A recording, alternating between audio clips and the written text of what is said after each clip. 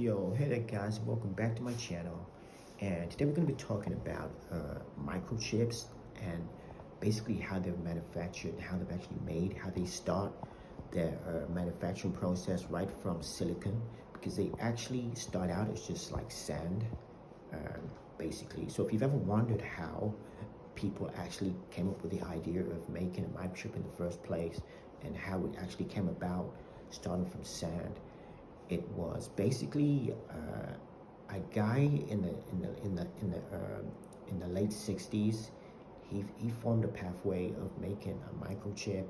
So basically, you get the sand, and then once you've got the sand, you mix it with like other like different types of elements. Basically, I don't know the exact elements, but it's basically sand, and you make the silicon out of that. After that, what they do is they put everything into like one big tub, and then they add like some other type of like diplomats into it, and like a few basic metals into that sand, and like they make the silicon so it becomes a molten silicon. So it's like running like molten lava, like so it's like hot and runny, and then it sinks to the bottom of the tub. And like the tub is actually like a cylindrical tub. So then they take all the other elements out, and the silicon is left at the bottom into like a big sort of thick ingot. Do you like a gold ingot? Or is it like a silicon ingot? And then after that, they cut it really thin, bro. They cut it hella thin, and then that then becomes like one actual wafer of silicon. You know, like you'll see like the silicons, like Intel, for example, they sometimes show like the silicons they've got, and it's like a really thin wafer of silicon between like 2 to 12 inches in size, in diameter.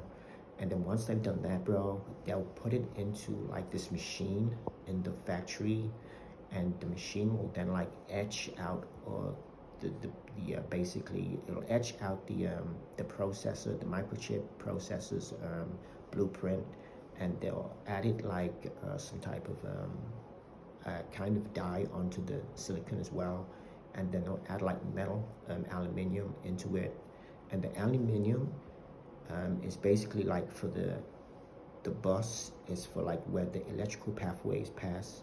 Then they'll add the transistors, and they'll go into an etching machine, and the etching process will begin, bro.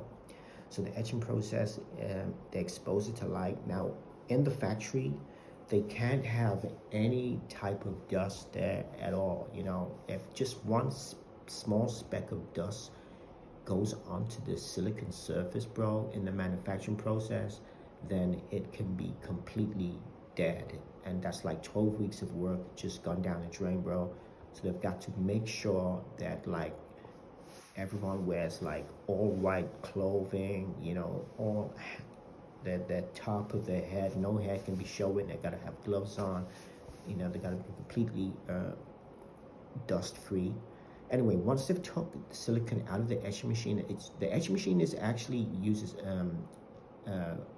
infrared to like etch the processing like blocks out. So each process is different. Obviously, the faster the processor, there'll be more like metal pathways, and there'll be more etching on it. There'll be more square. Like if you've ever seen a processor, you look inside, it's like it's basically a load of squares and a load of riddles. Looks a bit like a brain. How a brain is like really riddly, while the processor is like really squarey, and there's lots of different squares and whatnot. And the more squares there are, the faster the processor is, because they put more transistors in it. And to get a processor to be faster, bro, what they do is they have to shrink the transistors down like really small. And I think that the smallest transistor on now is 0.2 micron. And so what they do with that, bro, is the transistors, the thinner it is, you get about 28 billion transistors. And those are the main ones that are actually, in terms of the most complex and most powerful transistors on Earth, are Nvidia transistors. Nvidia, the graphics card company. And that's why their graphics cards is so expensive, bro. They're like, you know, hella expensive, because the manufacturing process is really rigorously tight and expensive to produce them. right from the ground up, you know. So like basically that's done because you got to think Nvidia have to pay TSMC to manufacture these chips for them. All Nvidia do, they just like design the chips, you know. They don't actually manufacture the chips. No. TSMC, they manufacture the actual chips for Nvidia. So like Nvidia has to pay TSMC to do that, you know, and that's not going to be cheap, which is why you see like graphics cards coming out now for like, you know, the 5090 is out for like 2K, you know, $2,000, bro. And then you got the 5080 for only 1,000. I mean, like the difference in performance between the 5080 and the 5090 is said to be somewhere like double the performance, basically, or very close to double. But I don't think it will be double, bro. I know it won't be double. It'd be more like about maybe 50-60%. But theoretically, it should be double. But in the real world, it's not double, bro. And it's like 2K for the 5090, $1,000 for the 5080, and then the 5070 I think is somewhere around between 6 and 750, and then the 5060 is going to be, I believe it will be somewhere like around $400. But that's basically the way that the basic microprocessors are actually manufactured. Now, I remember when I was younger, I used to think that a microprocessor, you know, was like a sort of a brainy thing. You needed to like, you needed to sort of make it like smart, but by putting like, I don't know, adding like a human basically doing all maths in his head and then sort of embedding it into the processor chip. Like that's what I used to think. I used to think like you know, it's like a sort of like you put like the smart shit into the processor.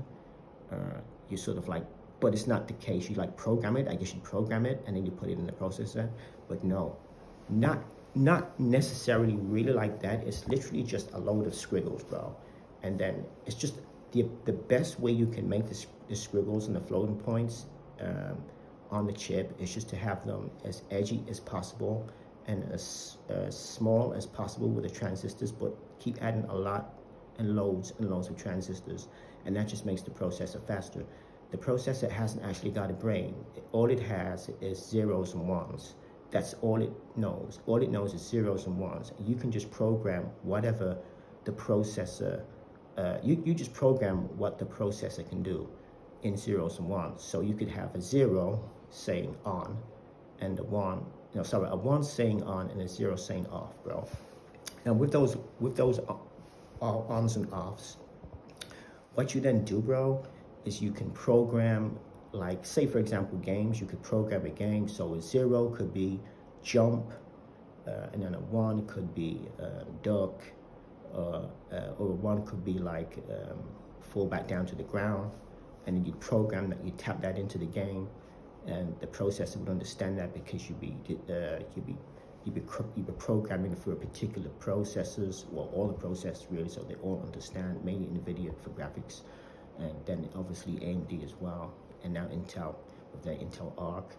And you basically do that with everything. So every single thing, bro, is like zeros and ones for controls. Then you can have like 0, 0, 1, 1 would be another thing, and then you could have like 1, 0, 1, 0, 1, 0 would be another command, and you just program that into a game, you know, or application, and the processor will understand that, bro. And basically the more transistors the processor has on it, bro, then the more it can do faster, and the more commands you can give it all at one time. And then you've got like dual core, quad core, octa-core processors now. You know, you got I think like the i9 I think has about like 30 cores, something like that, bro. But anyway, that's just like a brief explanation, bro. So like just to make you, if you ever wondered how the processors work. And yeah, bro, that's pretty much it. Anyway, guys, like, comment, subscribe. Let me know. Ask me anything you want to know about processors, bro. And with that being said, yeah, I'll see you in my next video, bro. Peace.